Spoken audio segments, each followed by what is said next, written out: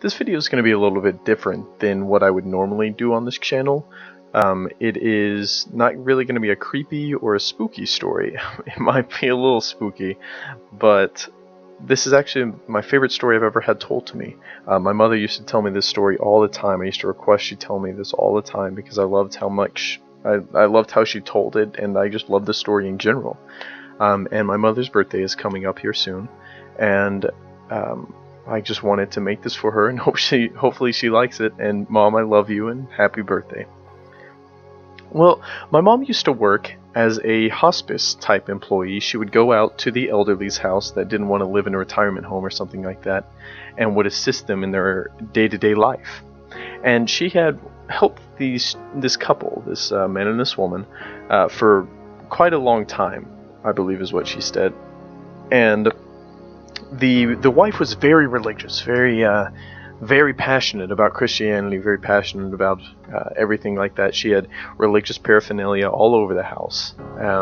And the husband actually had admitted that he really wasn't that religious. Like, he wasn't against it, but he just really didn't think it was his forte.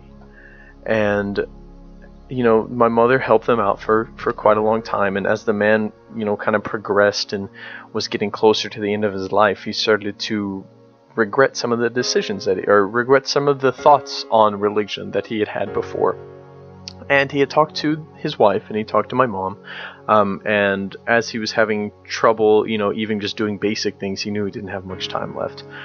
So he requested my mom find a pastor to come and teach him the ways of the Lord and to truly save him.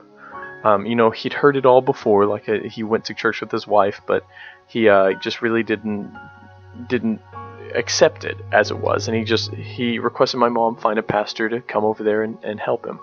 So my mom, being a wonderful person, of course, found a pastor, I believe it was her pastor from her church, to come and talk to him multiple sessions.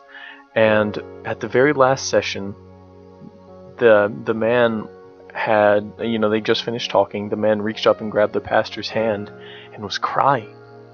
And it was tears of happiness, though. That was the good thing. He was so happy, and he had stated that, "Thank you so much. You've taught me the ways of the Lord, and I'm finally saved. Thank you so much." And of course, he thanked my mom, and he, thanked his wife for always being there and everything like that. My mom finished up that day, finished up her job, and then went home. And unfortunately, before she would return to help them, he had passed away. And after the funeral, my mother went to the wife's house to, help her out and comfort her and anything that she needed. And they got to the topic of her husband, of course. And the wife had shown a bit of concern. She was worried that maybe her husband really wasn't saved. He was just saying that to appease his wife, because his wife was always wanting him, was always trying to get him to follow the path of God. And she was a little bit concerned that, hey, maybe he really wasn't saved, and it was really tearing at her. And right after she had said that, before my mother could say anything, they started to smell something. And this was a smell that was not ever in the house, and they had both stated that it smelled absolutely wonderful. It was probably the greatest smell they've ever smelled in their entire life, and it was aromatic. It was so delightful. It just made them happy to smell it. And they of course were instantly curious. What is this smell? Where is it coming from? And they checked the kitchen first. There's see if it was food or something like that. There was nothing. They went room to room, couldn't find it. Eventually, the last room they checked was the bathroom. It was the husband's and the wife's bathroom, and they were searching through it, and they could tell it was coming from there. That's where it was the strongest. And they opened up a cabinet, and this cabinet had tons of perfumes in it, perfumes that the wife used all the time. She really couldn't smell any of those, but there was a distinct one. And they were searching for it, and in the very, very back of this entire shelf, it was covered in dust. There was no leaking. There was no breakage of any of the perfumes. The shelf was in perfect condition. In the very back, covered in dust, they removed this perfume, and they could instantly tell that was the smell. They found it. They were so happy that they found it. And if you recall, the wife, right before they smelled this, was concerned about her husband's fate, was concerned if he was genuine in his savior or in his soul being saved.